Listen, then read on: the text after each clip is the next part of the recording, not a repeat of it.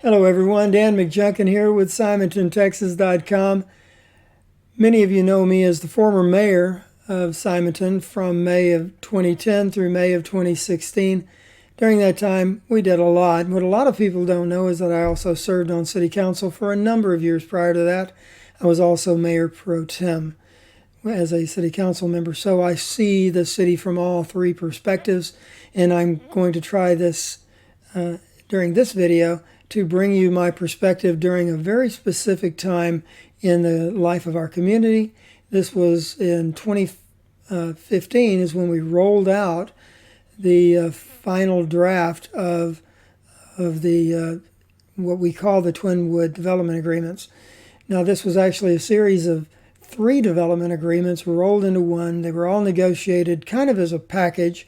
And what had happened is in about 2013, as I recall, Twinwood approached us and asked us to consider a development agreement by which they could take properties that were in our ETJ and a lot of properties that were outside of our ETJ, and using these series of developments agreements, attempt to protect them and protect Simonton.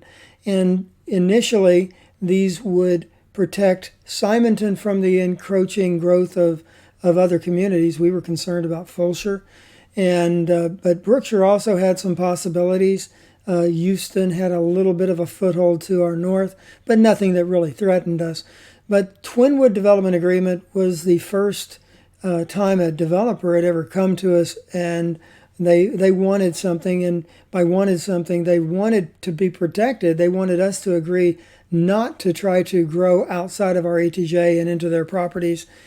And so that's kind of the basis for it. Now, why would we get involved in this is because they gave us some incentives, and there are 2 very important incentives that I'm going to go into after a bit. But I want to first show you the documentation for what we're going to discuss, and that comes from something called archive.org, or I know it as the Wayback Machine because that's how I knew it in the good old days. The Wayback Machine, years ago, I guess at the beginning of the internet, whenever it really became something of a thing, that somebody came up with a great idea to take snapshots of various websites, and ours was no stranger to the Wayback Machine. Our first website, according to the Wayback Machine, was way back here in 2004. And I must admit that I created that website. I also created the next 4 websites in succession. Didn't get paid, didn't expect to get paid. As mayor, or as being on council and then being mayor, I felt that it was just my obligation to do, since I had the skill and the desire really to kind of get information out to the community. And you'll see, if you happen to stumble on these websites, you'll kind of see the progression. But there were 5 different versions of the website. It kept growing, but almost immediately we were putting meeting notices and then agendas and that kind of thing on, as well as community information. But if we fast forward here from 2004 up to 2015, so this is when we rolled out the Twinwood Development Agreements. Now, nothing was public prior to this. People had rumblings. They kind of knew we were talking to Twinwood. And I believe this, as I said, started around 2013. And I only say that because in my mind, I recall that we worked on this for a couple of years. And in fact, as it turns out, it was February 17th of 2015, I posted this article, and it is titled Overview of the 3 Development Agreements, February 17th of 2015. So that gives you the time and scope of what we were doing. Now, the graphic here is long gone. Don't know what happened to that. You can see from the caption at the very top, it says, the 3 development agreements that are being considered for adoption focus on specific elements of future development. The term of the agreements will be 45 years. Now, I made a point of acknowledging that it would be 45 years, primarily because that was a big deal. Prior to this, development agreements could only be structured up to, I think, 25 years. That was put out there front and center. The world got to know that. And the question is, why would we want to engage in something that's 45 years? And the first answer I have for you, the only answer I have, is that Twinwood owns, at the time, 22 square miles of property, and that there was no way that they would, in a more reasonable time, be able to develop all of that. They wanted to bring an agreement into the City of Simonton, have us agree to it, something that would span the lifespan of the project, so that they would be, in their minds, protected from our annexation. And at the time, cities, as they grew, could grow to annex. The problem is the city council, as we were sitting, didn't see a path to annexation because you had to go at 5,000 residents and that kind of thing before you could begin to annex. So that being the case, we didn't see that annexation was something that we were really going to threaten them with. We had 2 square miles. Much of that was already developed. Much of that was in floodplain. It was not considered to be all that desirable since we're so far from Houston. We didn't see a lot of opportunity for multifamily and high-density housing. In fact, our development agreement our development standards up to the time were really seeking to go with half-acre lots. So there's no way you can really get to 5,000 residents if everybody has a half-acre lot. So that being the case, we didn't see a reason not to, as long as there was a benefit to the city. That being the case, I'll continue because you see that we have 3 agreements mentioned here. One is the Simonton Village Agreement. We're going to talk about that. The overview of this is it was a 273-acre mixed-use development, had the potential to significantly add to the population of Simonton and to create a new commercial center. I'm going to let you read this. You can download the document. Although we did put the text of it online, we did make it available at meetings, or at a specific meeting when we adopted it. We also made it available in this same article at the very bottom of it as a download. So we wanted people to have access to it. This was going to include potentially a town center type shopping center. Now, if you've been to La Centera, which is off of the Grand Parkway, this is the image that we were sold. Then potential for apartments, and every community as they grow, we can't stop multifamily. We have to have an ability for multifamily. You can say where it goes, but we knew that multifamily might have a place in our future. This would be a way that they said they wanted the direction to go. And then the opportunity for them to develop some of their land into medium and high density residential housing. So let me say the first thing here. Of the 273 acres that are mentioned here, most of them were already in our ETJ. I think there was only about 30 some odd acres that was actually still in the city limits. That's where the Simonton Grocery was, or is still, as well as the post office and the pecan barn. Those areas are basically part of now the Simonton Village. That is the only portion of it that was actually in the city limits. The whole reason the city limits matters is that when property is not in the city limits, you can't collect taxes. You can't collect sales tax. The only thing you can control is development standards, meaning that we would review their plats before they actually were able to build on them and approve them, which we're not able to really unreasonably disapprove them unless they don't meet our development standards, which we did have. And the other thing we can control is signage. In other words, you can control the type and size of certain signs. So these are the things that in an ETJ, that is extraterritorial jurisdiction, you'll hear me say ETJ a lot, and the ETJ is the area immediately outside of and contiguous with our city limits, right? So an ETJ has to be touching either the city limits or another aspect of ETJ. I'm going to show you some maps that demonstrate that, so just flow with me here for a little bit. So this was the first agreement that we considered. The key issues here, I'll touch on those. It would require the city to consent to the creation of a municipal management district. We'll talk extensively about that. That would build the necessary municipal infrastructure to provide services to the area. Now, This is a municipal management district is like a MUD. I called it a super MUD. Now, a MUD provides, in typical MUD in Texas, would provide water and sewer. And then the legislature changed it to where they could provide roads and streetlights, I think. And then an MMD wanted more authority. They want to literally, they're going to tax themselves with whatever their bonds are, and they're going to provide whatever infrastructure they see fit for their area. In this case, it would be a mixed use and commercial area. So that is what they wanted to do. When they created their overlay, that meant that Simonton didn't have any obligation to provide any municipal services in that area, except as expressed through the development agreement, which there were very few.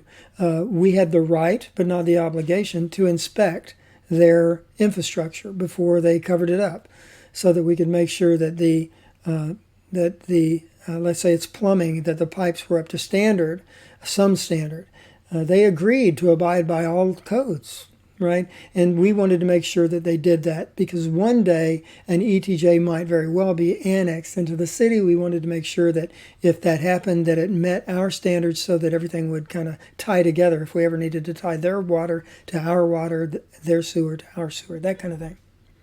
The next bullet we had is the city would be able to approve the board of directors for the MMD. In other words, typically when a MUD is established, the board of directors will be selected by the developer. Usually it's the law firm and the developer themselves that are the board of directors. As the lots change hands, and once a certain threshold is reached, then the property owners become the MUD. Well, in this case, the board of directors would be proposed by the Twinwood Group, and then the city council would have the authority to approve them.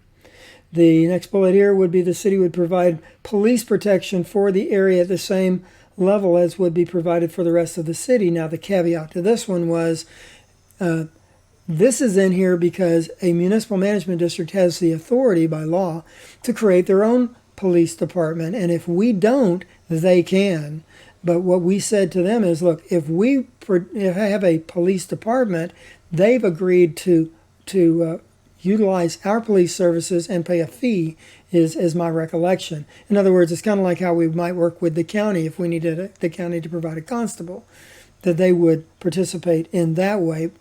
Then there would be no obligation, and this was a key element, because we're going to be talking about some tax revenue, both sales tax and property tax, that they're going to bring in. We wanted to make clear that we're going to receive that money, but we have no obligation to do anything. We don't have to fix their roads. We don't have to repair their plumbing.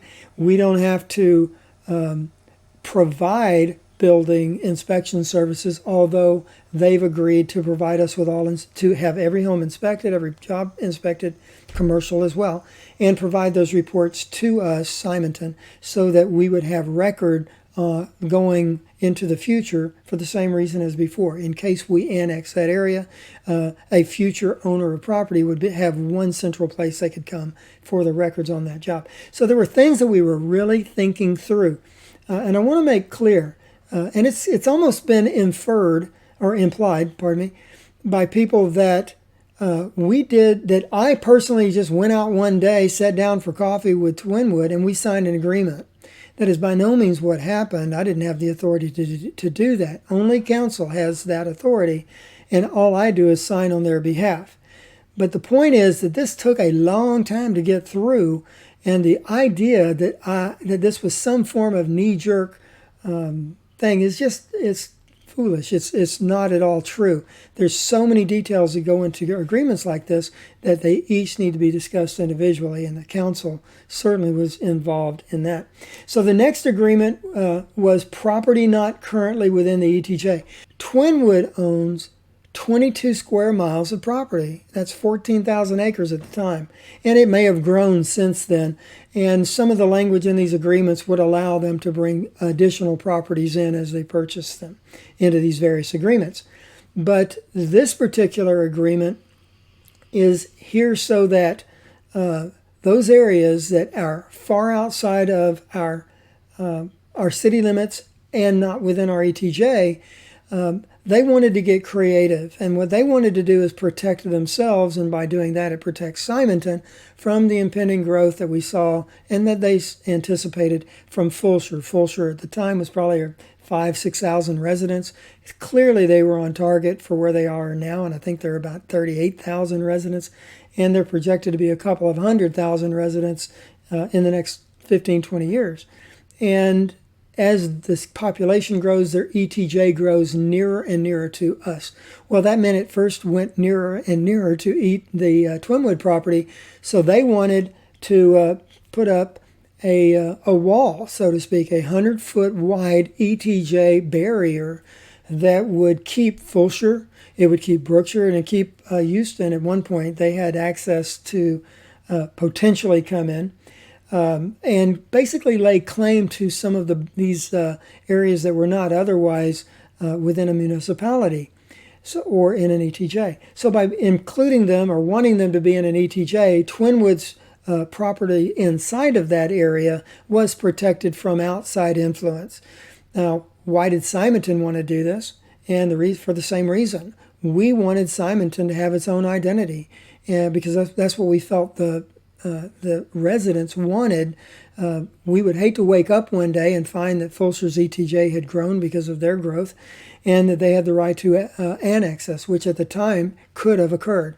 Now, just so you'll know, a few years ago, the legislature changed the laws to where it is much more difficult for a city to annex. It's virtually impossible for a city to just forcibly annex. Even our city, even under the old laws, we were too small. We had to either have someone request to be annexed or they would have to sign a development agreement such as we did here, because this was a request for an annexation, even though it was just ETJ. So these were elements. You might want to read through this.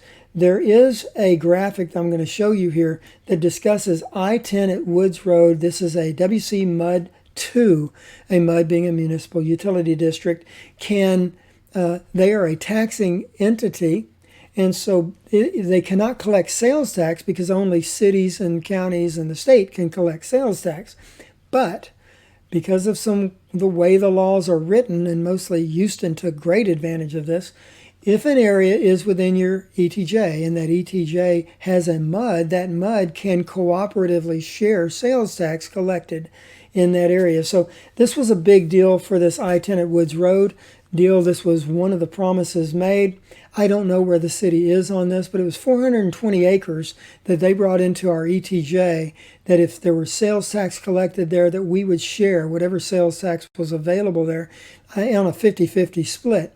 Houston has taken great advantage of this, and our former commissioner, Commissioner Myers, really hated these kind of agreements because in general, the city of Houston doing this outside of their city still put a burden on the county, and Commissioner Myers' concern was Fort Bend County still had to provide services, although the MUD was getting the tax and not the county. So that is a distinction, and the reason it matters to us is that we would have no obligation as a city to provide any services in this 420-acre area. That is, it literally is at the intersection of Woods Road at I-10. So because of these agreements and this specific agreement, our ETJ literally extends from I-10 all the way down 1489 to the Brazos River. So, and it's going to be a quirky map. I'm going to show you how it works, and you're going to kind of scratch your head. And it's basically an outline of the boundaries of the property that Twinwood owned at the time. And this map may have changed because, as I said before, they had a right to bring other properties into this agreement if they purchased them. And so that was the only caveat. And then we had the third agreement, which says property currently within the ETJ, because what's interesting when you see the map of the Twinwood properties is you'll clearly see where Simonton city limits is, which means anything that's immediately outside of the city limits up to a half of a mile is within our ETJ. So this agreement covered that. And it's basically the same thing. It's saying that we will not attempt to annex their property. Now, as I said before, the law has changed. We couldn't before because we were too small. Now we can't because the state has simply changed the rules. Small towns cannot, and even big towns cannot just, without the owner's permission, just go out and annex property. Now that law has been challenged and the legislature is massaging it. And it may have been massaged a little bit, but nonetheless, Simonton has no ability to forcibly annex anything. And we never have. In fact, the only land that came into our ETJ previous to this was land that was owned by one of the original landowners, at least goes back to 1910, I think, Dave Mullins' family. And as Dave came further into retirement, he wanted to make sure that that property remained a Simonton property. It was that important to him. So there are 3 agreements. Now, I do want to say that nowhere in the agreements that I recall or that the council approved at the time were any of us aware of any element that would cause the city to have to pay for engineering costs for the developer, Twinwood. However, the city, former city administrator, has made that claim, and if that happened, I have to lay that at the feet of the city attorney. We went through each page of this, page at a time, development agreement at a time, and that never was something that we discussed as a feature that we would agree to. So there's different ways it might have ended up there. Maybe it's wording, maybe it was slipped in. I've not known of it, and I don't think any of the council members at the time that had the same opportunity and did review it at the same depth saw that. The other thing important to note is our current mayor, Lori Boudreau, was on city council at this time, and when this was finally voted on, she voted affirmatively. It was unanimous that nobody that was on the council at the time saw an issue with adopting this development agreement.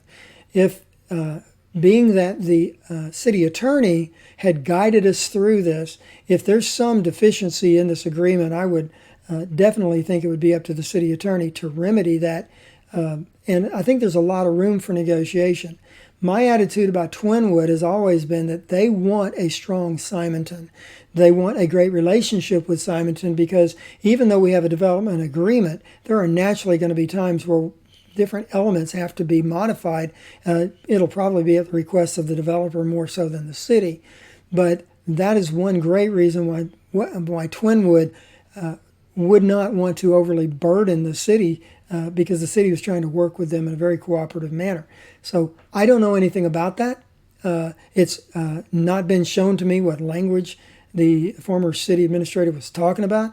I do know that she's characterized my involvement with this very negatively, hanging it around my neck somehow like it's something I should be ashamed of. When I didn't vote for it, all I did was sign the documents as directed because that's what mayors do. So if you want to blame anybody, blame the city council for doing their job as a council.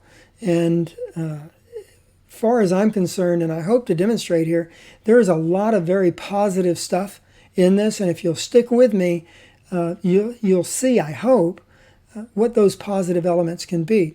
And it really comes down to this. Property tax and sales tax provided by mostly commercial interests that by growth and development will pay an increased amount of property and sales tax.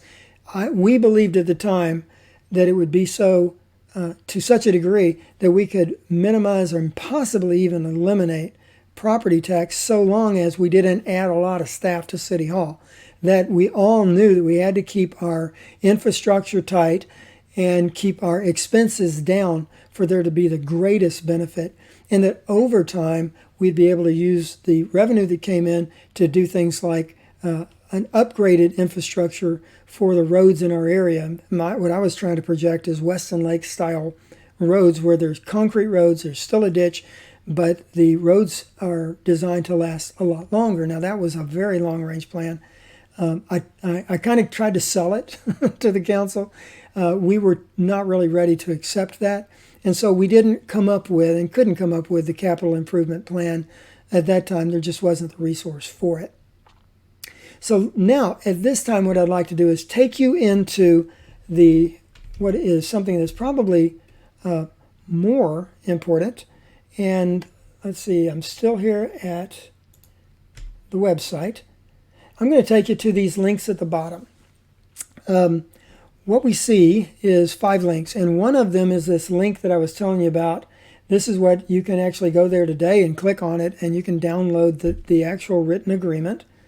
But really what is more important, you can download these original maps. Now, there was a map of the Simonton Village. There's a map of Twinwood property within the city limits of Simonton. There's a map showing the ETJ strip that goes all the way from I-10 to the Brazos River. Then there was a map that shows the boundaries of this mud that we were going to do some revenue sharing with. So if you'll bear with me, what I'd like to do is take you to this. And what we have here is these same maps, but I've brought it into some software that I use that'll let me zoom in just a bit. So I'm going to jump a little out of order because this is the order that the links were in. And so what we have is, this is the Simonton Village. This is the area that is, for the majority of it, is outside of the city limits, and there is a portion that's inside of the city limits. First, let me show you what is in the city limits. This is this was the city limit at the time. And what you'll see is that this area to the right, this area to the left, and you'll see Anthony's Market Grill. This is really about right here. So you'll see that Anthony's Market Grill is not in the city limits. A lot of people kind of forget this. By the way, through this agreement, Anthony's is providing a lot of sales tax dollars, their alcohol tax dollars, and the property value for this has gone up because originally all of this acreage is ag land. The way it works when you have agricultural land, it's taxed at such a low rate. It's really hundreds of dollars an acre. It's hardly anything. I don't want to poo-poo it because it's money, but it is nowhere near the money that this would bring in ad valorem tax if this were developed either residential or commercial. Now, if you can imagine taking a lot, at the time we did this, the acreage was in the $20,000 to $22,000 an acre range. That was the value. Today, this kind of land is probably, as commercial land, this might be a couple $100,000 an acre today. But at the time, it was ag land. And today, most of this still is ag land, is my understanding, with the exception of Anthony's. Anthony's has had to convert to regular commercial property, taxed as commercial property. And so if they're paying property tax, it's based on that. So this shows what the original city limits is. Now let me show you what the Simonton Village is. This is the area that is a municipal management district, an MMD. And the idea is this is an overlay to our city. Part of it's actually in our city limits, part of it is in our ETJ, and part of it expanded our ETJ as well as the city limits. That's what it looks like. The original city limits and the Simonton Village. And then we've got this little strange area here. This area was originally in the city limit, and what happened is we had to kind of give this one up. We had to say, do we want the benefit of taking this ag land that was not in our city limit, bringing it into our city limit and getting some property tax from it, as well as a lot of ad valorem tax in the future? Is it worth kind of sharing that somewhat here? What the council said is, as far as they were concerned, the benefit outweighed the cost, and so they said yes. And so this is what it would look like today, more or less. Now, or at least looked like at the time, more or less. And this may have changed. But this was the first thing I want you to see. One interesting thing about this area, the Simonton Village, the overlay, MMD, was because they're providing all of their own infrastructure, meaning they're going to build their own roads. They don't need us doing that. If the roads break, they're going to fix them. Same thing with water, sewer.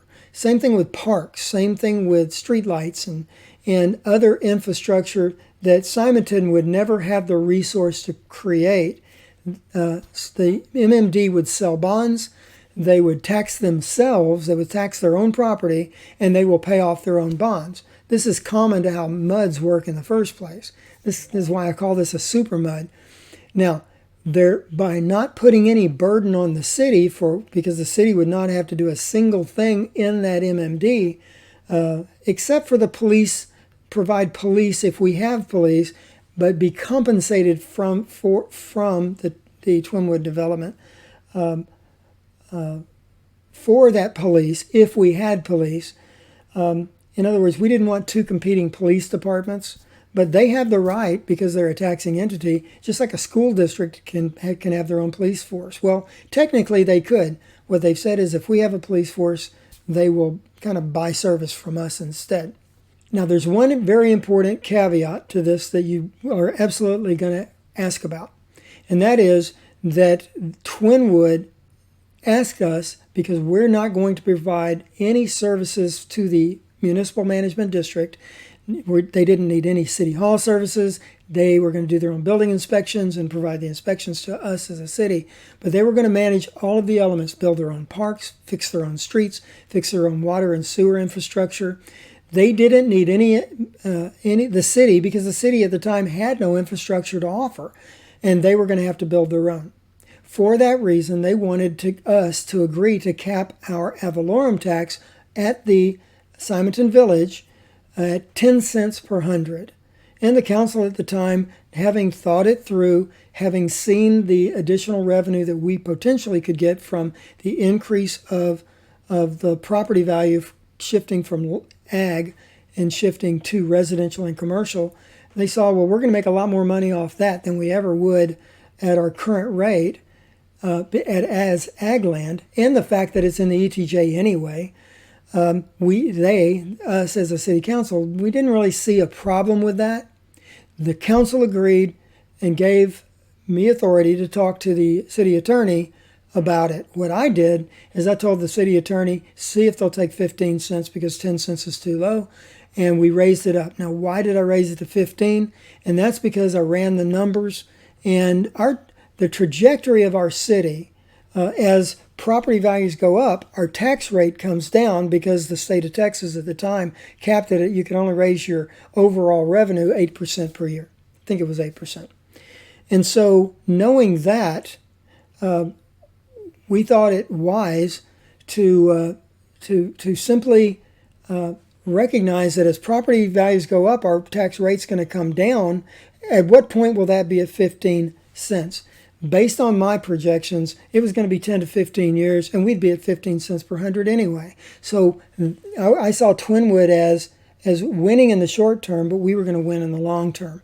And when the attorney presented it to Twinwood, they saw that it was a fair offer. They accepted it, because what they really wanted was to, as we grew, they didn't want us to tax their area where they were providing their own infrastructure.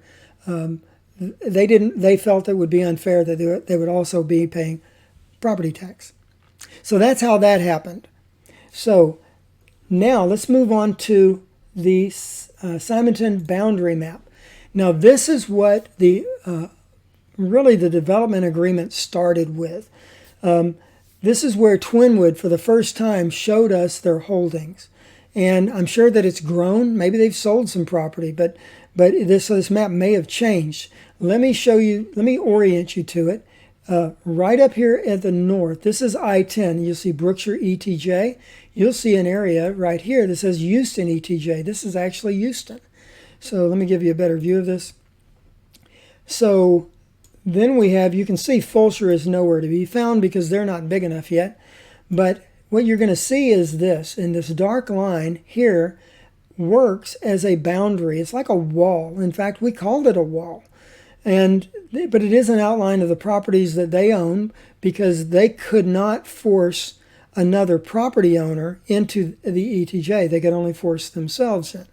So what's really interesting is if you start out here at I-10, we could technically, the attorney says, put a city limit sign at I-10 for about a quarter of a mile. We didn't elect to do that, and I don't think Simonton will do that anytime soon. But technically, that is something that Simonton could claim. But you'll see that it goes all the way down and to this area here. This is kind of the Simonton area. Then it just continues down to where the river bridge is, and so into that area. So it's broken up into certain parcels.